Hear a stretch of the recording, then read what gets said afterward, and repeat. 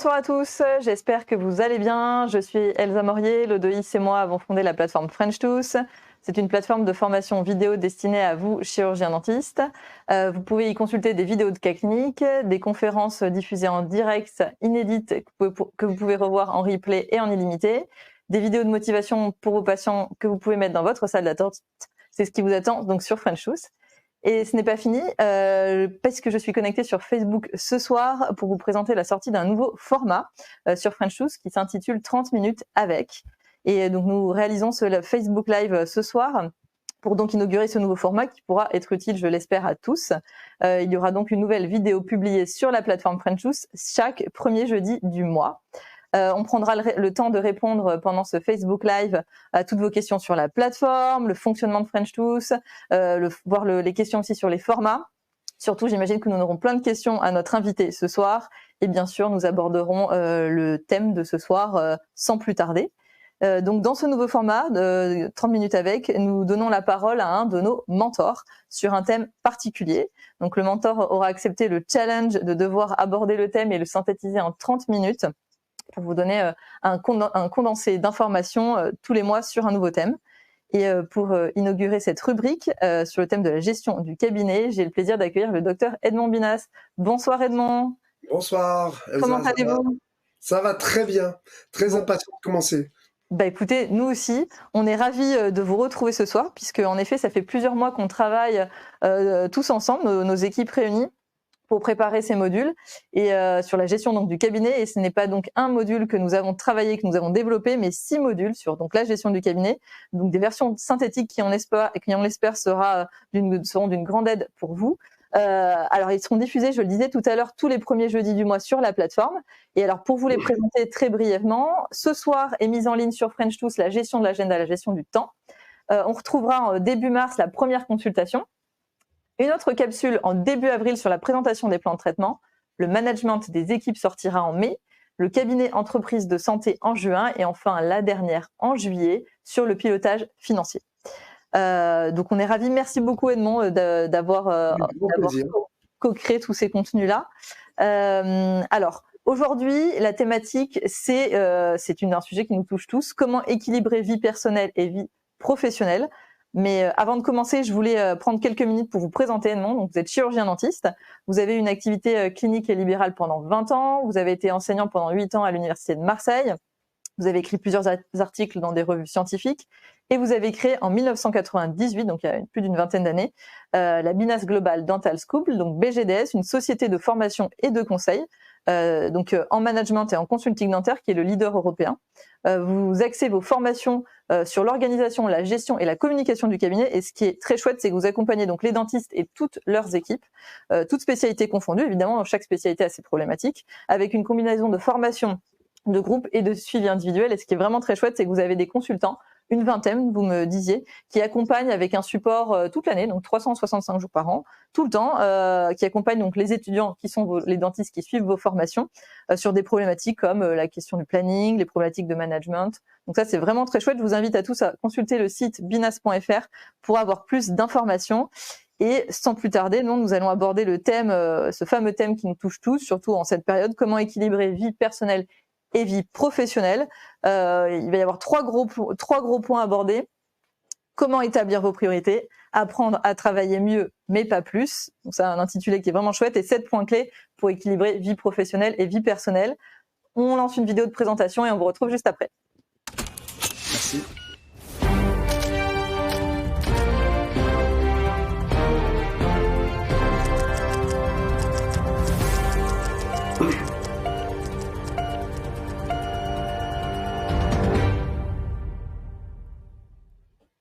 Et Edmond, je vous laisse la parole. Encore mille merci d'être avec nous sur Facebook ce soir.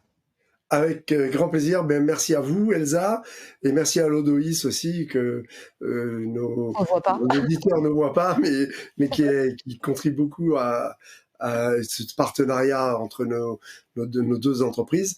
Donc, sur le sujet qu'on a choisi ensemble, en fait, moi, j'étais très intéressé de l'aborder en raison des remontées qu'on a du terrain, où on se rend compte quand même qu'il y a beaucoup de praticiens et d'assistantes qui aujourd'hui ont une grosse remise en cause avec l'histoire du Covid, entre autres avec le premier confinement.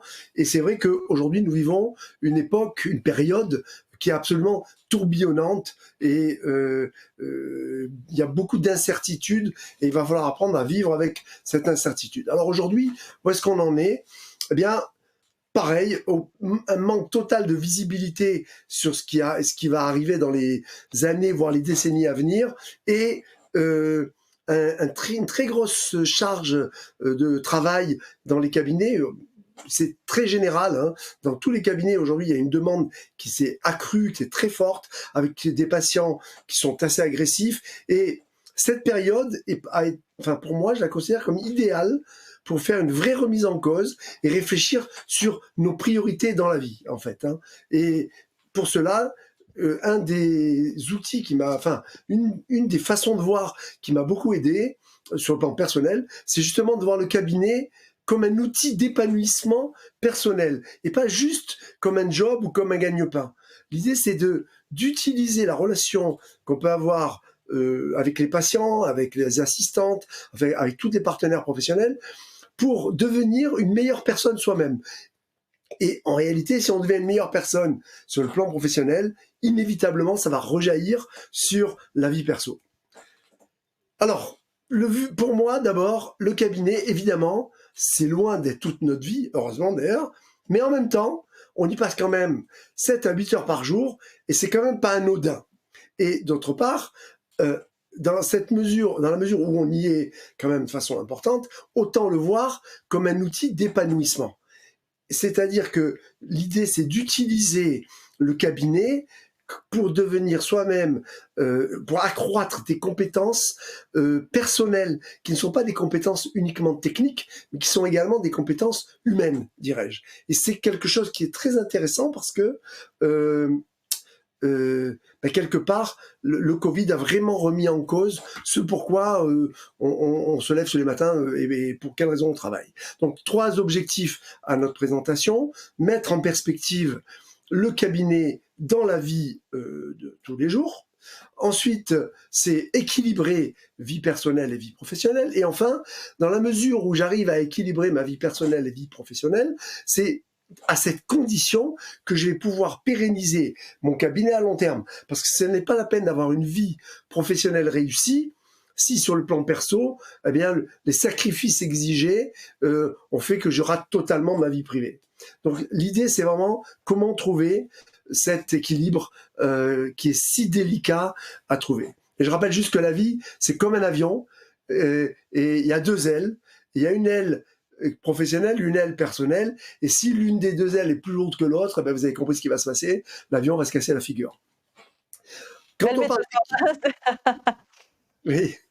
on parle d'équilibrer la vie personnelle et la vie professionnelle, en fait, de nombreuses personnes sont d'avis, en fait, qui manquent du temps, en réalité, pour s'occuper à la fois des activités qui financièrement nous font vivre, et des activités qui ne sont pas rémunérées, tout ça dans un emploi du temps qui est hyper chargé, qui est très resserré. Et ces personnes, elles peuvent estimer que ni leur famille, ni leur travail, ni leur vie professionnelle ne bénéficient de toute leur attention. Et c'est bien que le stress qui en résulte, c'est une source de préoccupation qui est quotidienne. Et ça aboutit à quoi, malheureusement, souvent, à une espèce d'épuisement professionnel, à un mauvais état de santé, ou pire encore, une espèce de désintérêt pour sa vie professionnelle, ou parfois même pire pour sa vie personnelle, et évidemment, tout cela entraîne une plus faible productivité, une démotivation par rapport à sa pratique, et avec comme conséquence un turnover au niveau du personnel. Et donc très souvent, ce sont les personnes qui sont prises avec des contraintes de temps les plus fortes, comme par exemple les chirurgiens dentistes femmes qui ont également des contraintes en tant que mères de famille, qui subissent et qui ressentent le plus de stress. Ça, c'est un élément qui est vraiment central. Le constat qu'on a pu faire, nous, en tant que consultants depuis plus de 20 ans aujourd'hui, c'est que la plupart des praticiens qui viennent nous voir pour des problèmes d'organisation ou parce qu'ils ont trop de stress dans leur cabinet. En réalité, ce qu'ils cherchent à voir, quand on creuse un petit peu, c'est qu'ils cherchent à avoir une vie professionnelle heureuse pour avoir une vie heureuse. Et cela, malheureusement, ou heureusement, je ne sais pas, exige des compétences qui n'ont pas été enseignées à la fac. Ça exige des compétences qui sont beaucoup plus personnelles. Et avant d'aller plus loin, je voudrais juste faire un rappel rapide sur qu'est-ce que c'est que le stress. D'abord, le stress n'est pas que négatif. Il faut savoir que le stress, c'est une réaction naturelle de défense des individus pour s'adapter à leur environnement. Le stress, peut être à la fois positif comme il peut être négatif. Il peut être positif dans la mesure où il va il va être moteur, il va nous obliger à avancer, à avoir un objectif à atteindre, et donc il va nous pousser à faire des choses. Et malheureusement, à arriver à un certain niveau de stress, le stress devient de positif à négatif, et c'est là que ça devient très dangereux. Et en fait, il y a deux attitudes qui sont extrêmement anxiogènes et qui sont très génératrices de stress et qui concernent beaucoup de praticiens, c'est la rigidité et le perfectionnisme. La rigidité et le perfectionnisme prédisposent au stress. Je reviendrai là-dessus un peu plus en détail tout à l'heure. Alors, je rappelle que le stress, très rapidement, c'est le syndrome général d'adaptation. Il y a plusieurs phases. La première phase, c'est quand on subit un stress, c'est une phase d'alarme. Là, on mobilise toutes nos ressources. Voilà, on pitbull qui arrive en face de nous, ben on va être sur nos gardes, on va mobiliser toutes les ressources. Après, il y a une phase de résistance. C'est l'augmentation des défenses. Si le stresseur continue d'agir, on va avoir une augmentation de nos phases de défense, il y a une libération d'adrénaline, il y a aussi une augmentation du cortisol, etc.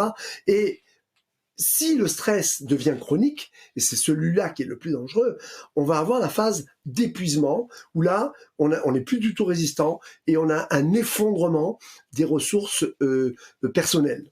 Donc, et là, on ne résiste plus du tout, on s'effondre, et c'est très dangereux. Et une des premières remarques que je voudrais faire, c'est que en tant que praticien ou en tant qu'assistante, je vous invite à même pas vous approcher de l'épuisement. C'est-à-dire que dès que vous sentez que vous dépassez vos limites individuelles de capacité à supporter le stress, bien faites quelque chose pour réduire ce niveau. Parce que si vous vous entêtez avec un état d'esprit, je suis Superman ou Superwoman, je vais pas m'effondrer, je résiste, etc., c'est là justement que les risques sont les plus importants.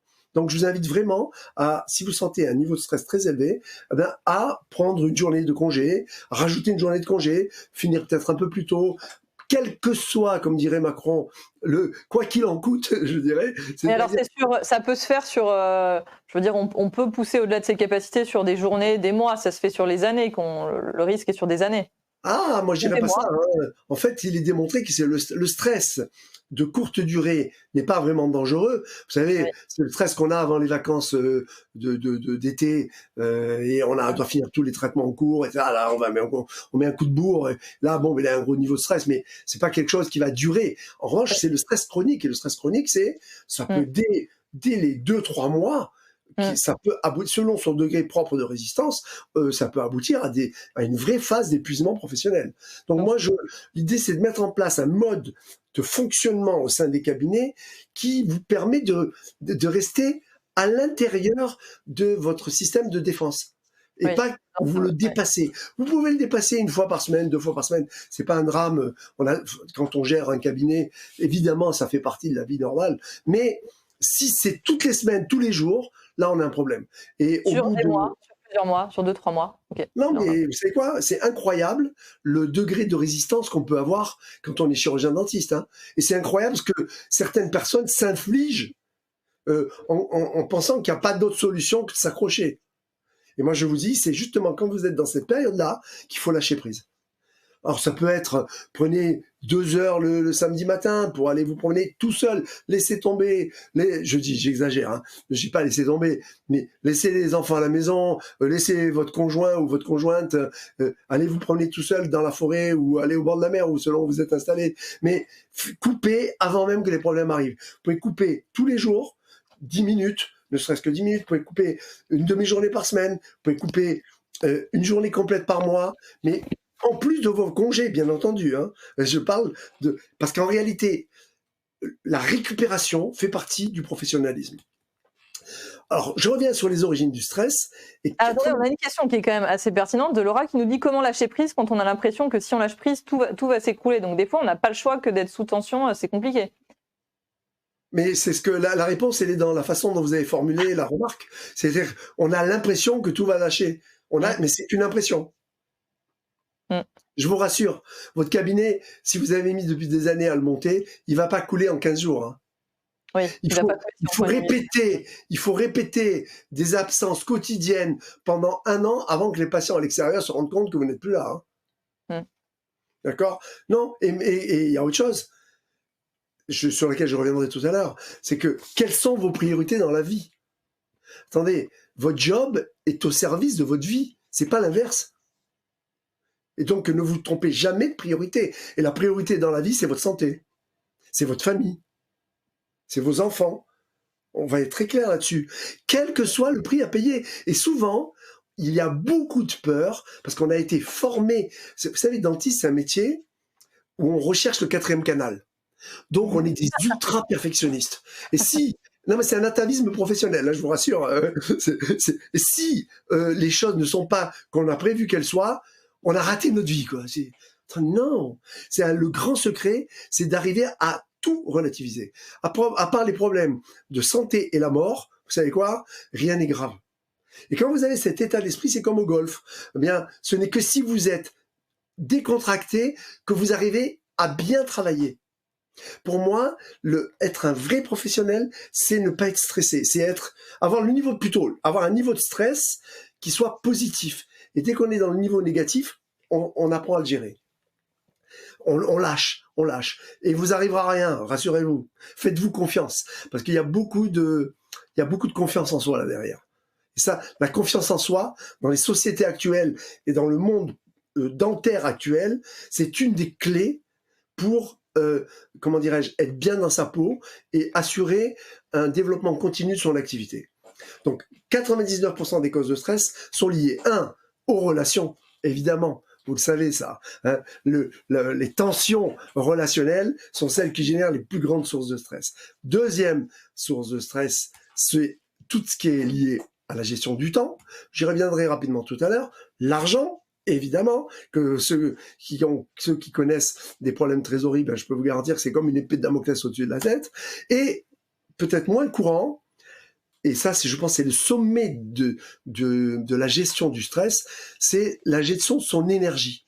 C'est-à-dire que vous pouvez tirer sur la corde pendant une semaine, mais à condition que derrière, vous récupériez. Idéalement, vous ne devriez pas arriver au cabinet épuisé. Je mets de côté, évidemment, les phases où on a des enfants en bas âge et que le gosse n'a pas dormi de la nuit. Et alors, très curieusement d'ailleurs, c'est incroyable comme le corps tient dans ces phases-là. Mais en dehors de ces phases où c'est une obligation familiale, mais je vous garantis que c'est très important d'arriver en forme au cabinet. Et donc là, rapidement, parce que c'est une formation que je fais sur 2 jours, mais rapidement, on va se rendre compte que le mode de vie influe sur la capacité à supporter le stress. Et la gestion de l'énergie, de votre énergie, est peut-être encore plus importante que la gestion de votre temps.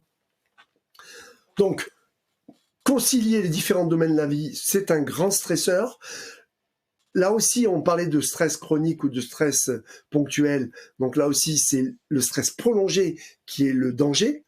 Donc couper, quoi qu'il arrive. Est-ce qu'un événement est positif ou négatif? Ça influe également sur le stress. Il faut savoir que même un événement positif peut générer un stress négatif. Bon, on le voit souvent dans les mariages, par exemple, où la veille du mariage, on est complètement à cran, etc., etc. La sévérité de l'événement, bien entendu, la gravité, dirais-je, de l'événement. Est-ce que cet événement était prévu ou pas? C'est là que on peut se retrouver face à des chocs. Quand, je ne sais pas, un accident de voiture, vous apprenez un accident grave pour l'un ou un de vos proches ou un de vos amis, là tout de suite c'est un choc complet. Et là évidemment, c'est pas quelque chose qui est prévisible. Hein, j'aborde les sujets de façon un peu froide, hein, mais oui, mais ça fait partie de la vie. Et on peut pas vivre en n'acceptant pas ce qui est et en vivant dans l'illusion quelque part. Et après, il y a des événements sur lesquels on a un contrôle et des événements sur lesquels on n'a pas de contrôle. Et moins vous avez de contrôle sur les événements, et plus le niveau de stress est élevé. Il y a un tremblement de terre dans ma région, qu'est-ce que je peux faire, mais le niveau de stress reste quand même élevé, évidemment. Je ne développe pas, mais ces aspects-là sont des causes très importantes à prendre en compte. C'est-à-dire que pour vous permettre, selon la gravité des événements, de le prendre avec plus ou moins de relativité. Alors très rapidement, quelques premières pistes pour réduire le stress. Déjà au cabinet, l'organisation passe par la mise en place de processus. Et moi j'ai l'habitude de dire que votre cabinet doit reposer sur des process, pas sur des personnes. Or aujourd'hui, trop de cabinets ont l'organisation qui repose sur des personnes, et quand une assistante n'est plus là, on est perdu. Donc non, c'est pas là. Un cabinet doit reposer sur l'organisation, pas sur les individus. Nous verrons tout à l'heure la différence entre efficacité et efficience. L'énorme différence, c'est justement le niveau de stress. Il faut savoir faire des choix. Toute la journée, nous faisons des choix, qu'ils soient conscients ou inconscients. Eh bien, vous devez arriver à faire vos choix quotidien, en toute connaissance de cause, sans vous sentir contraint de subir les événements qui arrivent. L'organisation, lorsque vous la mettez en place, ne doit pas stresser, mais elle doit libérer. J'ai trop vu de cabinets hyper bien organisés. J'ai fait 10 ans de société européenne d'ergonomie, donc je connais très bien les plus grands spécialistes en ergonomie. Et je me suis rendu compte à un moment donné que plus ces gens-là étaient organisés, et contrairement aux objectifs, plus ils stressaient. Parce qu'on tolère de moins en moins le droit à l'erreur. Et le moindre imprévu devient insupportable. En réalité, ce n'est pas du tout la bonne vision de ce qu'est l'organisation.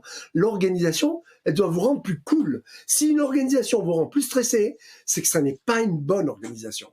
Ça, c'est très difficile à faire passer comme message, parce qu'on a l'impression que oui, il faut que ce soit hyper protocolisé, sans aucun droit à l'erreur. Cette vision n'est plus actuelle. Enfin, il y a une dernière façon également, c'est de réduire le multitasking. J'y reviendrai rapidement tout à l'heure.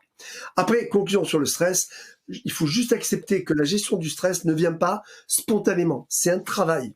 Ça demande parfois beaucoup de motivation. Il faut y ait une volonté pour pouvoir sortir du stress, de l'entraînement, c'est pas quelque chose qui est naturel, et de la persévérance, parce que sinon, on a vite fait de reprendre les mauvaises habitudes. Alors, je vais passer plus vite sur cette deuxième partie, mais il faut aussi prendre en compte dans le stress que l'on subit l'impact lié à l'environnement. Et on ne peut pas aujourd'hui, avec le Covid, faire l'impasse sur l'impact, et j'ai appelé ça l'oppression des médias.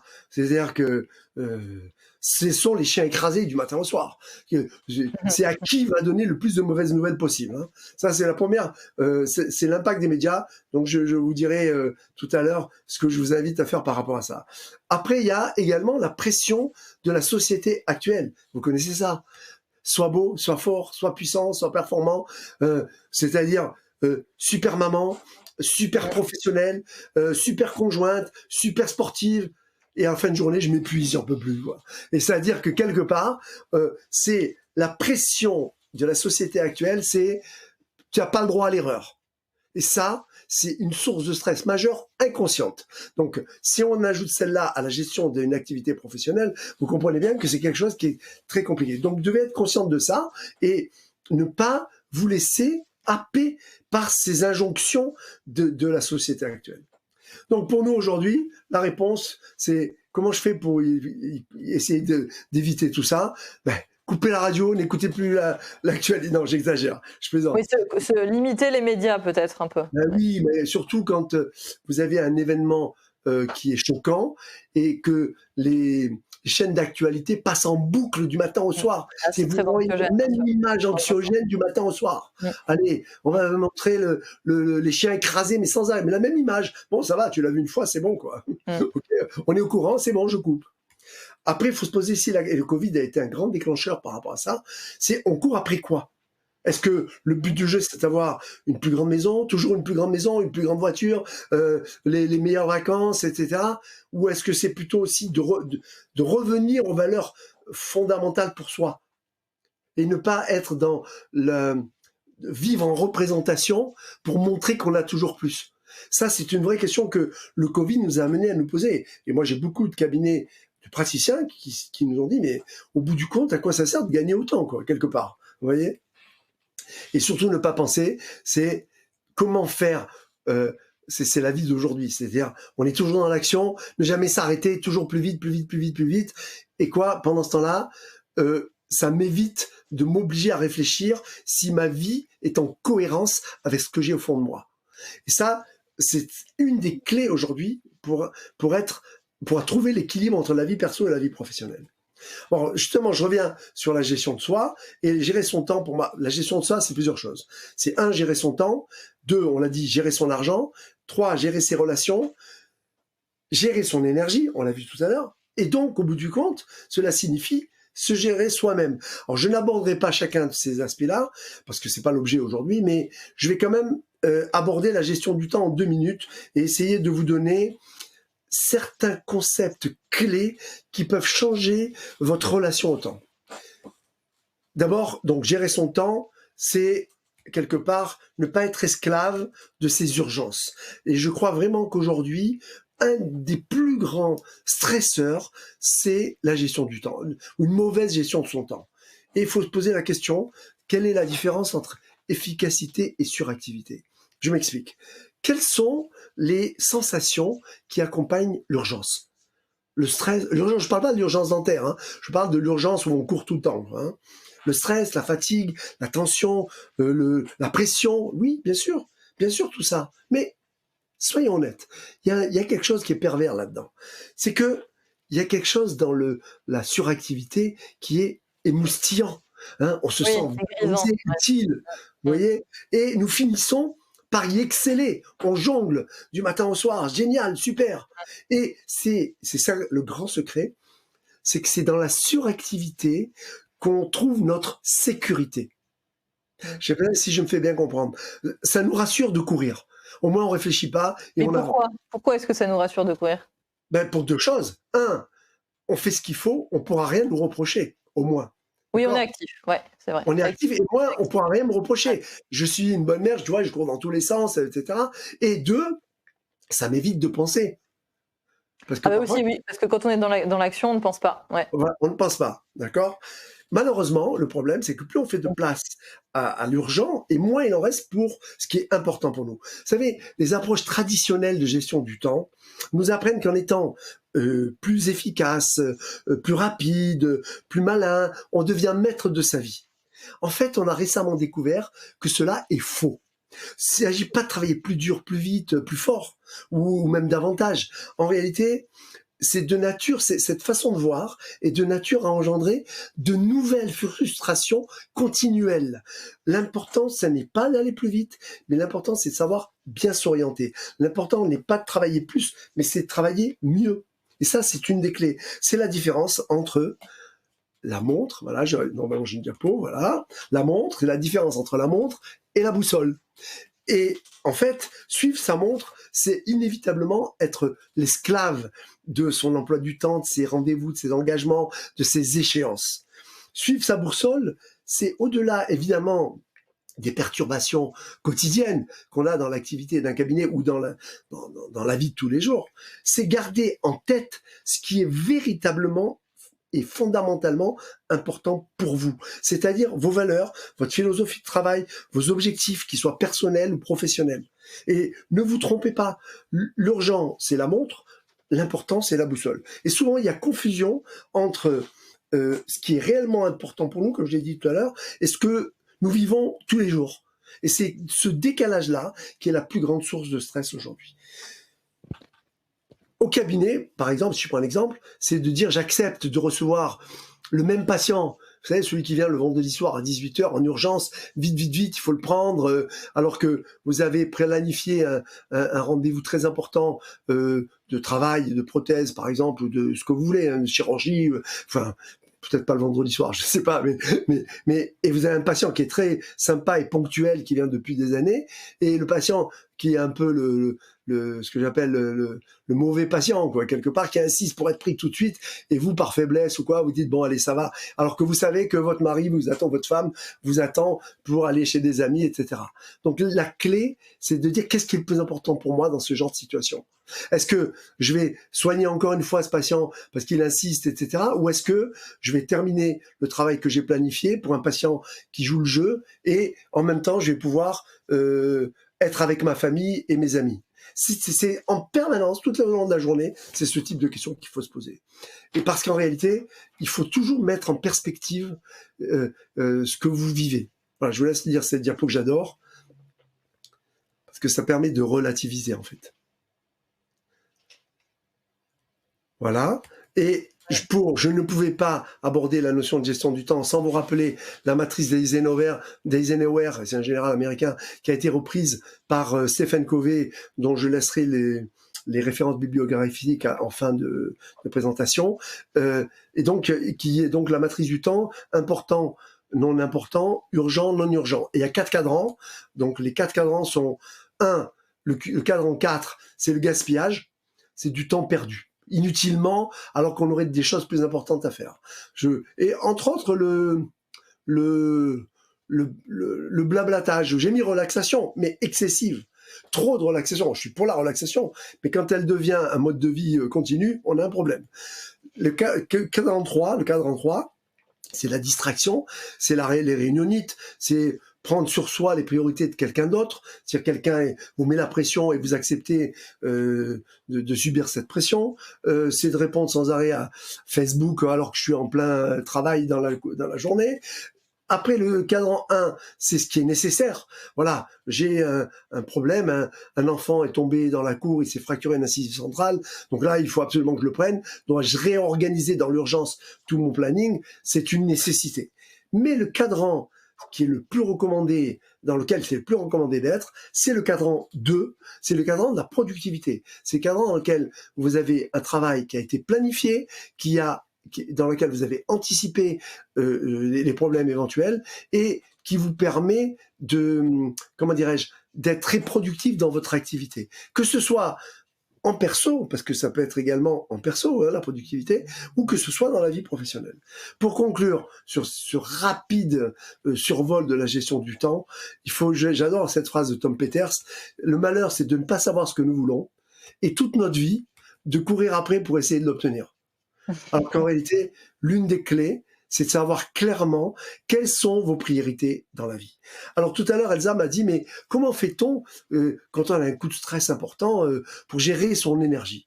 D'abord, il y a une chose très importante, c'est faire un sas entre la vie personnelle et la vie professionnelle, et vice-versa. Vous terminez votre journée de travail, vous êtes crevé, passez un petit quart d'heure, soit vous rentrez à pied, en vélo, même en voiture, vous écoutez la radio, vous débranchez, vous ne répondez pas au téléphone, et vous avez un quart d'heure, ou 20 minutes ou une demi-heure à vous, et à vous seul. Ça, c'est un élément central, et vous arrivez redynamiser à la maison. Mais sinon, il y a les générateurs d'énergie que vous connaissez tous. C'est l'exercice, c'est la nutrition, c'est le sommeil, la récupération et la communication avec les gens. Et au cœur de tout ça, l'une des clés, c'est la respiration. La respiration, c'est ce qui va vous permettre de vous régénérer en 20 secondes au cabinet lorsque vous avez fait un traitement difficile. Donc vous savez, je rappelle juste pour ceux qui ne le savent pas, que quand on fait un acte très délicat, on est en apnée. Donc, oui, c'est ce que vous me disiez tout à l'heure, on s'en rend pas compte du tout.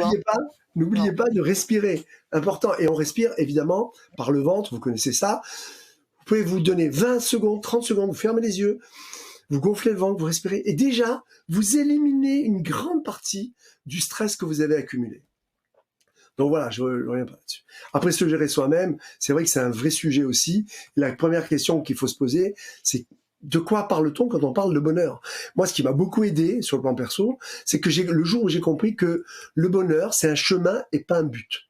C'est-à-dire que ce n'est pas un état, vous savez, on se dit un jour dans un futur lointain et un peu flou, quand tout ira bien, je serai heureux.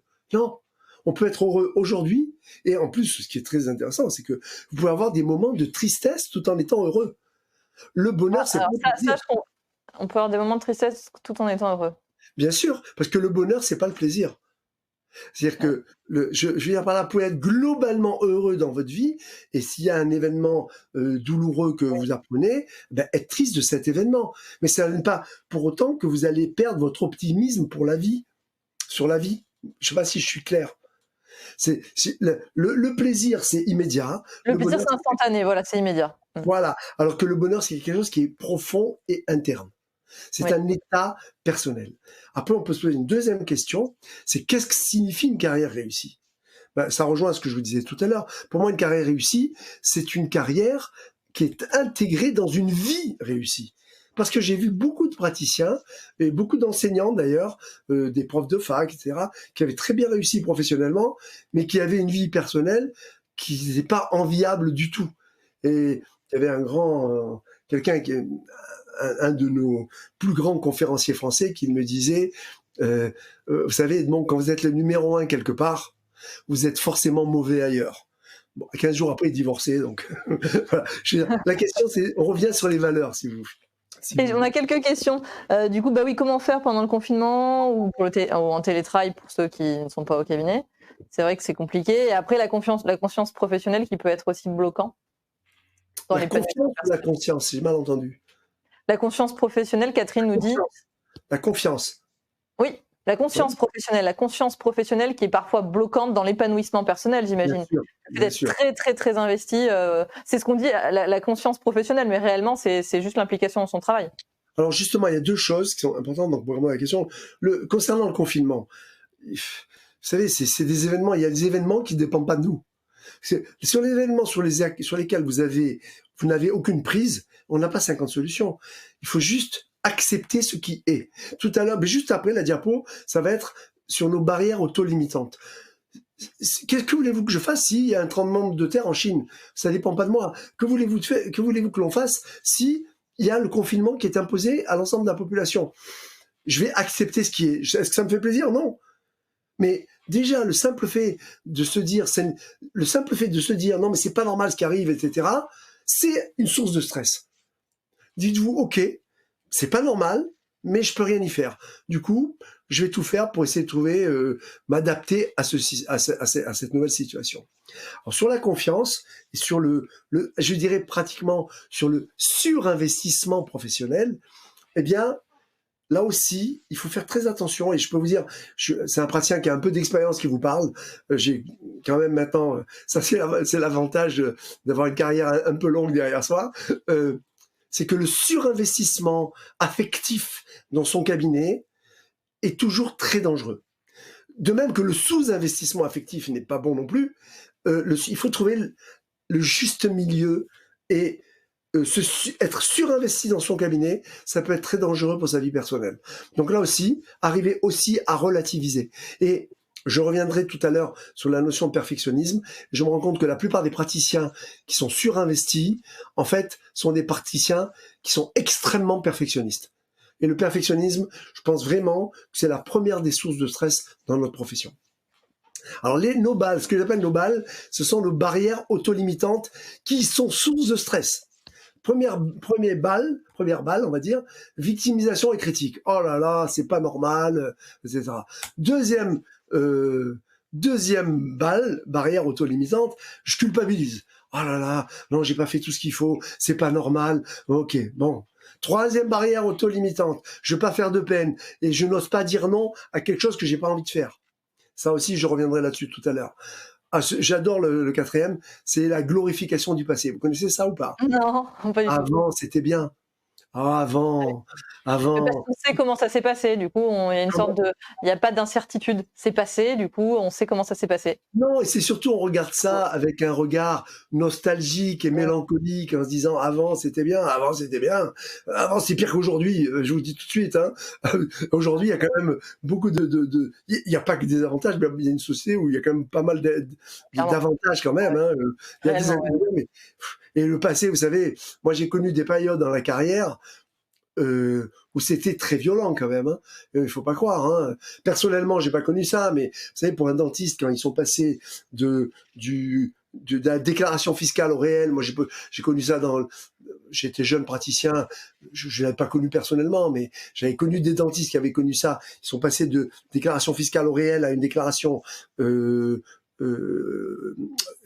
dirais-je, pardon, ils sont passés d'une déclaration forfaitaire à une déclaration réelle. Ça a été un traumatisme pire que la nouvelle convention. Il faut juste comprendre ça. Et pourtant, on dit, ah ben avant c'était bien. Non, non, avant c'était pas si bien que ça. Hein. Voilà. Autre chose qui est une barrière auto-limitante chez nous, c'est faire un plat de tout. Faire un plat de tout est compliqué. Oh là là, l'instrument, j'avais dit à mon assistante de le mettre là, à cet endroit-là. Elle l'a mis comme ça de l'autre côté. J'ai raté ma vie. Attends, ça va pas, non? Est-ce que hiérarchiser, quoi. Ouais. Est-ce que lorsque vous aurez 80 ans, vous allez vous souvenir de cet événement-là? Non, donc c'est pas grave, on passe. Nos préjugés limitants. On a aussi des préjugés limitants. Je suis petit ou je suis petite, je peux pas plaire à quelqu'un, c'est pas possible. Ou alors je suis gros ou je suis grosse, non, c'est pas possible. Ce sont des préjugés limitants. Et dans le monde professionnel, non, mais moi je suis un petit dentiste dans mon coin, non, non, je vais pas. Ou alors c'est l'inverse, non, tel patient, de toute façon il n'est pas motivé, c'est même pas la peine de lui présenter le plan de traitement. Donc ce sont des préjugés limitants qui pourrissent la vie.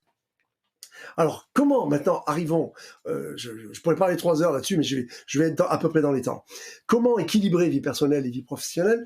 Déjà, c'est juste de comprendre que la vie, c'est comme une bicyclette. Et en fait, pour rester en équilibre, eh bien, il faut avancer. Si vous vous arrêtez, eh bien, c'est là que ça devient dangereux. C'est parce qu'en réalité, la vie, c'est quelque chose qui est dynamique. Ça n'existe pas un état figé. Même sur le plan professionnel, ça n'existe pas. Chaque jour est différent de la veille. Sur le plan professionnel aussi. Voilà, un vieux modèle où il y a une des roues qui est plus grande que l'autre, plus grosse que l'autre. Et là, évidemment, c'est un modèle qui est déséquilibré. Et toujours pour prendre la métaphore du vélo, eh bien, c'est très important de trouver le bon partenaire, que ce soit dans la vie personnelle, évidemment, mais également sur le plan professionnel. Trouver la bonne assistante, le bon associé, la bonne équipe, en fait. Hein. Ça fait partie du travail du praticien titulaire. Hein. C'est clair et net. Un autre concept important qu'il faut avoir en tête, c'est le concept de flux. Le flux, c'est ces moments où quand vous êtes dans quelque chose, le temps disparaît. Et vous êtes dedans, vous êtes en train de faire un travail hyper méticuleux, vous préparez un travail très délicat, et à la fin, vous avez terminé, vous êtes content, il est passé 1 heure, vous n'êtes même pas rendu compte que vous avez l'impression que ça fait un quart d'heure. Et pour cela, il y a des conditions. Il faut d'abord aimer ce que l'on fait. Beaucoup de gens me disent, oui, mais toi, tu as de la chance, tu fais un métier que tu aimes. Non, mais c'est pas ça le secret. Le secret, c'est pas forcément de faire un métier qu'on aime, c'est de se débrouiller pour aimer ce que l'on fait. Comment est-ce qu'on peut ne pas aimer le métier de chirurgien dentiste ou le métier d'assistante dentaire? Ce sont des métiers passionnants. Ce n'est pas le problème du métier, c'est le problème de la personne. Et ça, il faut bien l'avoir en tête. Si vous décidez que votre métier n'en vaut pas la peine, changez de métier. C'est exactement ce que je vous dis. Ah oui, mais moi je suis trop vieux, je suis trop vieille. Non, non. La clé, ce n'est pas forcément de faire quelque chose qu'on aime, mais de se débrouiller pour aimer ce que l'on fait.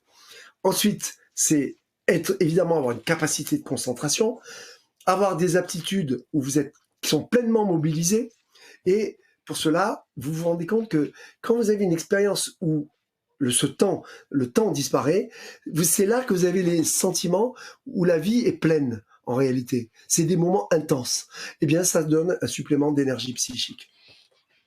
Alors, autre chose qu'il faut savoir, c'est qu'il n'y a pas de recette miracle pour équilibrer la vie personnelle et la vie professionnelle, parce que chacun d'entre nous est différent.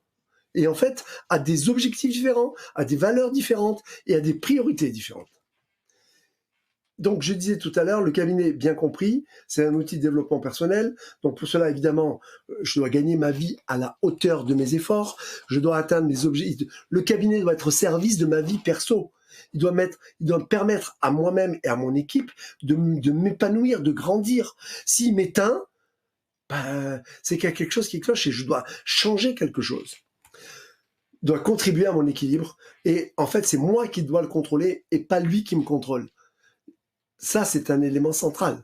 Je ne suis pas l'esclave de mon cabinet, je ne suis pas une victime de mon cabinet, c'est moi qui le dirige. Je suis le titulaire, je le dirige, donc c'est à moi de le contrôler. Cependant, mais c'est là très important de comprendre, il faut comprendre que la seule compétition, si vous-même, je suis responsable des efforts, quand je dis je dois le contrôler, c'est-à-dire je dois me sentir responsable des efforts, mais pas forcément du résultat. Parce que on s'astreint à vouloir à tout prix atteindre un objectif qu'on s'est fixé, sinon ça va pas, j'ai raté ma vie, etc. Donc vous sentez-vous responsable des efforts? Est-ce que en vous regardant dans le miroir, est-ce que vous vous dites oui, j'ai vraiment fait mon maximum? Et après, si vous n'arrivez pas à avoir les résultats, peu importe, mais vous avez fait les efforts qu'il fallait pour y atteindre. Personne ne peut y arriver seul. Sachez vous entourer d'une équipe, sachez vous entourer de partenaires extérieurs, et parce que personne ne peut y arriver seul aujourd'hui. La profession de dentaire, elle est trop complexe. Optimisez enfin votre potentiel humain, c'est l'objectif que j'aimerais vous assigner dans le cadre de la vie professionnelle, parce que quand vous allez rentrer à la maison, et que vous allez avoir le sentiment d'avoir une journée de travail épanouissante, je vous garantis que vous ne serez pas le même. Quand vous avez l'impression que c'est juste un job et que je suis bien obligé d'y aller avec tout ce que j'entends sur Dentistes de France et les carnages, c'est plus ce que c'était avant, c'est fini, c'est pas bien. Coupez la radio, n'écoutez plus la télé, n'allez plus sur Dentistes de France, j'exagère, je plaisante. Voilà. Mais je veux dire par là, coupez tout ce qui est mauvaise nouvelle. Alors, pour finir, on a encore un petit quart d'heure, 7 points clés que je vous ai concoctés. Alors, je vous dis, je répète, c'est une formation que je fais sur 2 jours, mais j'ai quand même voulu vous donner là aussi un ensemble de points clés dont l'objectif, en fait, avoué, je vous l'avoue, c'est de vous amener à réfléchir. Et pourquoi pas à arriver à une certaine remise en cause. Positive, toujours positive, en vue de si vous voulez, nous, on a toujours dans une logique bienveillante d'aider les gens à améliorer positivement leur vie. Donc, 7 points clés.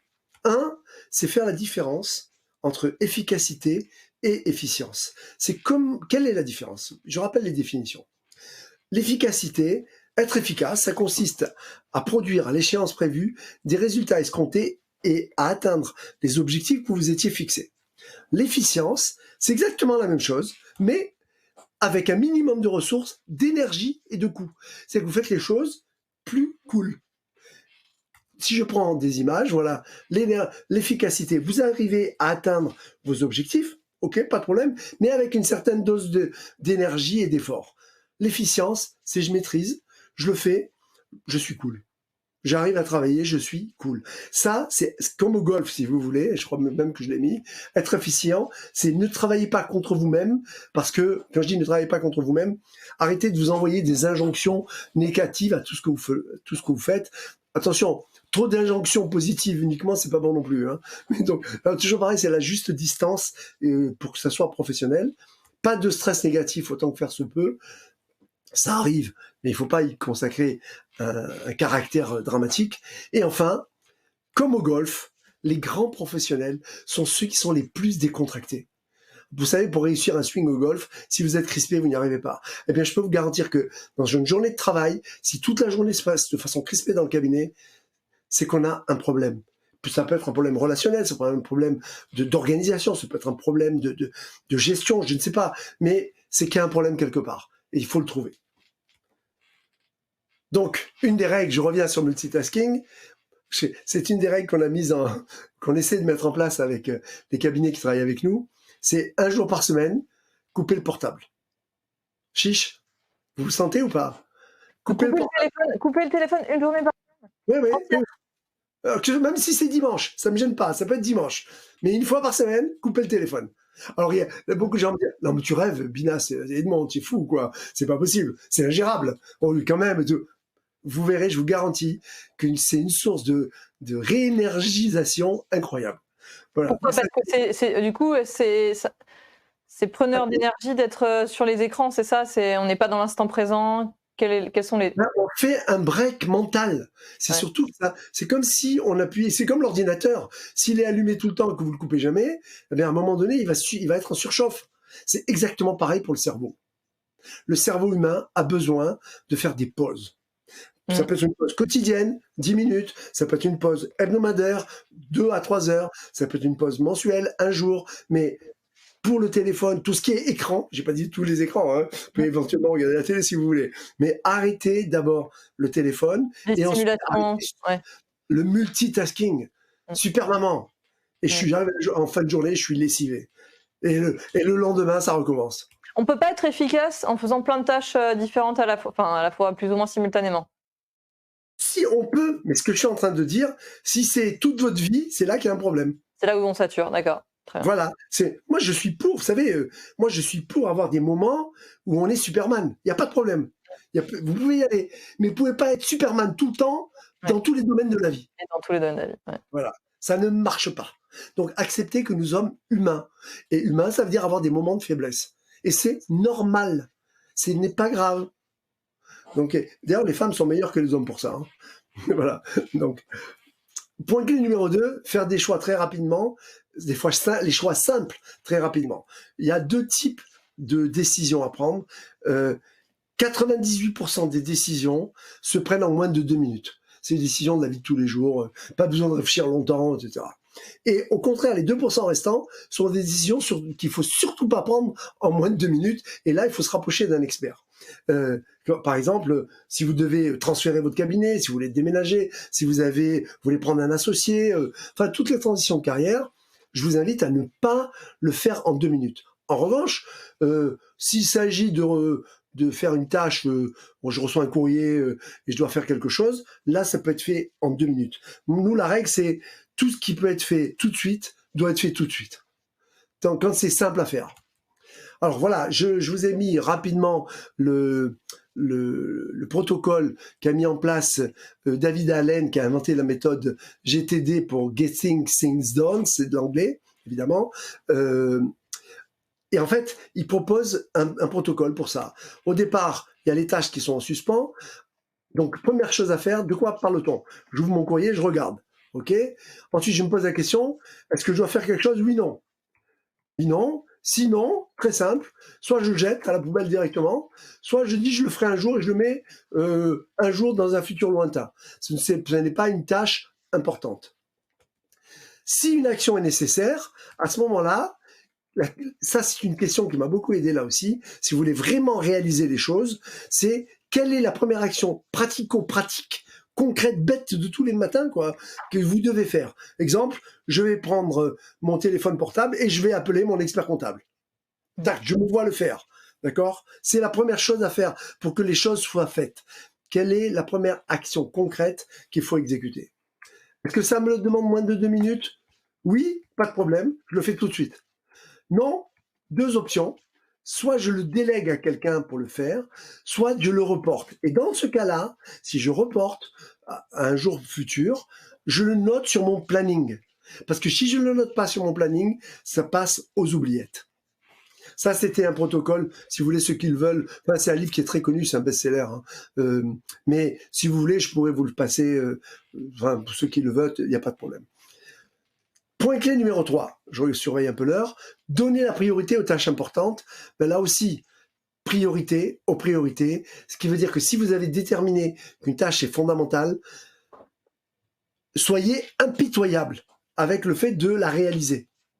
Une fois que vous avez déterminé l'important et l'urgent, soyez impitoyable. Voilà. Nous, dans l'activité, dans la gestion d'un planning, par exemple, nous recommandons d'avoir certains blocs de travail, là, non négociables. On ne les touche pas. Après, à côté, c'est un petit peu plus panique, ça n'est pas très grave. 4e point clé, apprendre à dire non. Alors là, c'est très étonnant quand vous avez pris l'habitude de dire non avec une certaine élégance à des personnes, comme on se sent fort, on a plus grande confiance en soi. Et pour cela, vous devez accepter l'idée que personne ne vous oblige à accepter tout de tout le monde. Ça, c'est essentiel. Donc la clé, là aussi, pour apprendre à dire non avec élégance, c'est dire ce que les spécialistes appellent dire non à la demande, pas au demandeur, c'est-à-dire j'aimerais bien et en même temps. Ah bon, écoutez, j'aimerais bien vous prendre tout de suite et en même temps, là, vous voyez, je termine un traitement un peu compliqué et je suis attendu à l'extérieur. En revanche, si vous le souhaitez, je peux vous fixer un rendez-vous dès lundi matin, etc. Donc, alors que si c'est non, ah ben non, mais ça va pas, il est 18h30, vous auriez dû venir plus tôt. C'est une rupture de communication. La façon de faire est aussi importante que ce que vous dites. Voilà. Ensuite, point clé numéro 5, c'est organiser les tâches. Ça, c'est évidemment la responsabilité du praticien titulaire en organisation de son cabinet, mais c'est également la responsabilité du père ou de la mère de famille à la maison. Et l'organisation, quand on a des enfants, plus ils sont nombreux, plus c'est compliqué. Quand on a des enfants, c'est d'être aussi rigoureux dans l'organisation privée que dans l'organisation professionnelle. C'est grâce à ça que vous allez libérer du temps et être plus serein. Point clé numéro 6, c'est celui sur lequel je voulais revenir tout à l'heure, éviter à tout prix le perfectionnisme obsessionnel. Et parce qu'en fait, si vous êtes dans la perfection absolue dans tous les domaines de votre vie, c'est invivable pour les gens autour de vous. Et moi-même, j'avais pensé à créer le club des perfectionnistes repentis. On a des alcooliques anonymes quelque part. Moi-même, je suis chirurgien dentiste, donc évidemment, je suis un obsessionnel de certains. Mais j'avoue que à partir du moment où on lâche prise par rapport au perfectionnisme, on vit mieux. Et alors vous allez me dire, mais Edmond, ça veut dire quoi? On s'en fout, quoi. Hein, quelque part, tu me dis, on s'en fiche, donc le travail, la qualité, on s'en fout. Non, non, non, non, non, non. Il ne faut pas confondre l'excellence et la perfection. Parce que l'excellence, c'est la perfection, mais humaine, avec un droit à l'erreur relatif. Et pour ne pas basculer dans le laxisme et la médiocrité, le secret, c'est que on est dans une logique de progression continue à long terme.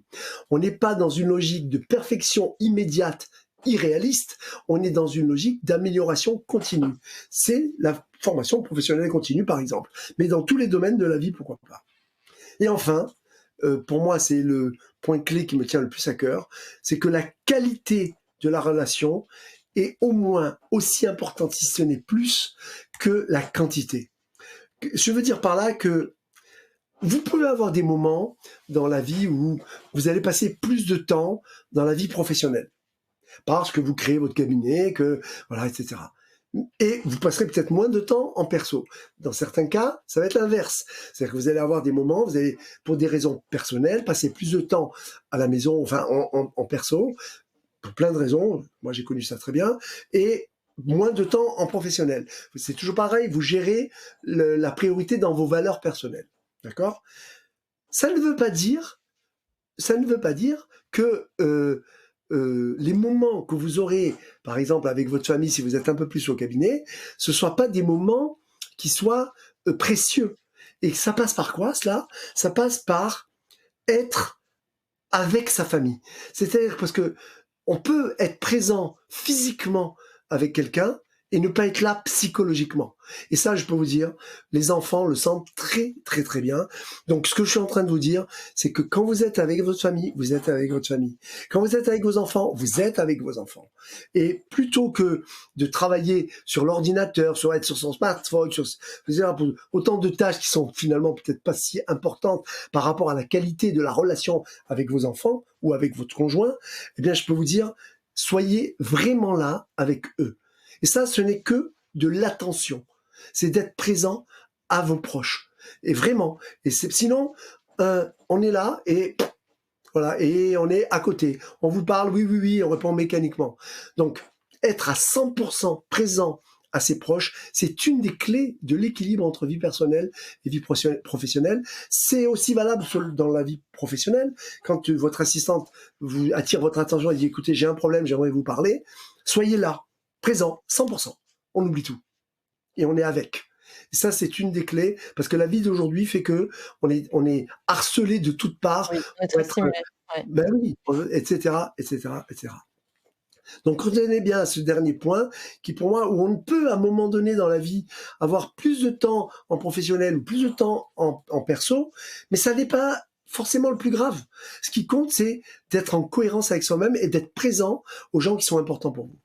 Alors, en conclusion, voilà, je rappelle juste la roue de la vie, ça n'est pas de moi évidemment, mais j'ai trouvé très intéressante pour avoir une vie équilibrée. Il y a 8 départements dans notre vie à chacun.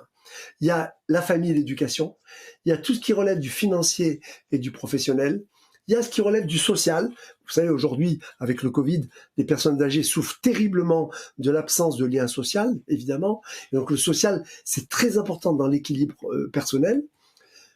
Le côté culturel et intellectuel, la santé et le sport, l'éthique, la morale, le spirituel. Alors, je ne veux pas rentrer dans les aspects religieux ni rien du tout, à chacun en fonction de ses préférences, mais le côté spirituel, le côté, comment dirais-je, oui, c'est une valeur importante, bien sûr. Ouais. Connexion avec le monde, etc., c'est très très important pour son équilibre.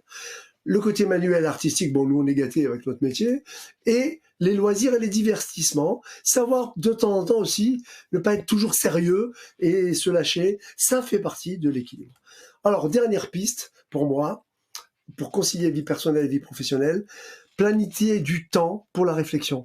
J'appuie sur pause, même à la limite je ne fais rien et je réfléchis si ce que je vis au quotidien, ça correspond à ce que j'ai au fond de moi. Ça m'aide très souvent quand je suis dans une phase de doute. Hiérarchisez régulièrement vos priorités et surtout, ne vous interdisez pas de réorganiser vos priorités. Ça n'est pas parce que c'est planifié que vous ne pouvez pas le changer.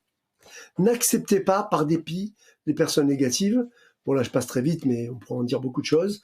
Restez physiquement actif, surveillez votre alimentation, développez une activité sociale, je vous fais confiance. Acceptez, là, c'est un sujet qui est plus délicat, celui-là. Acceptez le fait que, en tant qu'être humain, on peut être parfois ambigu. On peut avoir des désirs contradictoires. Vous voyez, je voudrais avoir un niveau de revenu élevé et en même temps, je voudrais passer tout le clair de mon temps avec ma famille. Donc, il faut arbitrer et essayer de trouver le juste milieu. Et enfin, réservez-vous du temps pour vous tout seul. Quand je dis tout seul, d'accord ? Moi, je me souviens que la première fois où j'ai fait ça, il y a quelques années d'ailleurs, ça m'a fait très bizarre. Hein. J'avais l'impression que j'étais pas bien presque. Vous voyez ? Et en réalité, ce sont ces moments-là qui vous permettent de vous reconnecter avec votre être le plus profond. Voilà. En conclusion, je voudrais juste vous donner quelques pistes de lecture. Donc, il y a 3 ouvrages dont qui m'ont beaucoup aidé. Et après, on peut avoir des avis très... Tout n'est pas à prendre dans chacun des ouvrages, hein, mais il y a toujours des idées qui sont intéressantes. Les deux premiers, ce sont des best-sellers. Hein. Donc, Priorité aux priorités de Stephen Covey, qui est un, comment dirais-je, qui est aujourd'hui, en fait, c'est un ouvrage sur la gestion de son temps et sur les valeurs. Pouvoir illimité, peut-être que certains le connaissent déjà, de Anthony Robbins, c'est un grand classique. Parfois, c'est un peu aride, mais il y a quand même des choses très intéressantes à connaître. Et sur le plan de la vie perso et vie professionnelle, il y a cet ouvrage de Brigitte Bellego qui a été publié aux éditions du Nom. Et donc, je vous recommande fortement la lecture. À vous de piocher en fonction de vos disponibilités. Ça peut être un moment où vous êtes tout seul, justement, de lire un de ces 3 ouvrages. Voilà, je vous remercie, j'ai fini. J'avais beaucoup de choses à dire encore, mais bon, j'ai essayé de vous donner quand même un maximum d'informations. Merci Edmond, merci beaucoup. On peut vous retrouver. Oui, alors ça a duré 60 minutes et pas 30 minutes, mais c'est ce qu'on avait prévu. Voilà. C'est normal, on l'avait prévu, bravo, pile poil. En tout cas, on peut vous retrouver à Marseille au sein de votre organisme de formation. Oui, avec plaisir. Et donc n'hésitez pas à consulter leur site internet, le site d'Edmond sur binas.fr. Je vous rappelle aussi que nous avons travaillé avec toute l'équipe de la Binas Dental School sur 6 vidéos, donc 6 capsules sur la gestion du cabinet, dont la première sera mise en ligne ce soir. L'organisation, c'est la gestion du temps, la gestion de l'agenda. Et puis les suivantes suivront tous les premiers jeudis du mois pendant 6 mois, donc jusqu'au mois de juillet. Donc pour suivre la suite de ces modules, si vous n'êtes pas abonné à French Shoes, n'hésitez pas. Il y a 1 mois d'abonnement offert, c'est sans engagement, résiliable à tout moment. Merci beaucoup Edmond en tout cas d'avoir partagé votre expérience, très agréable de pouvoir échanger sur un sujet, surtout en ce moment si important. Ça nous tenait énormément à cœur de pouvoir partager ça. On espère que ça vous aura été utile. Ça a été un plaisir aussi pour nous. Voilà, merci encore une fois à votre équipe et puis on vous retrouve très bientôt. Au revoir. À bientôt. Au revoir. À tous. Au revoir.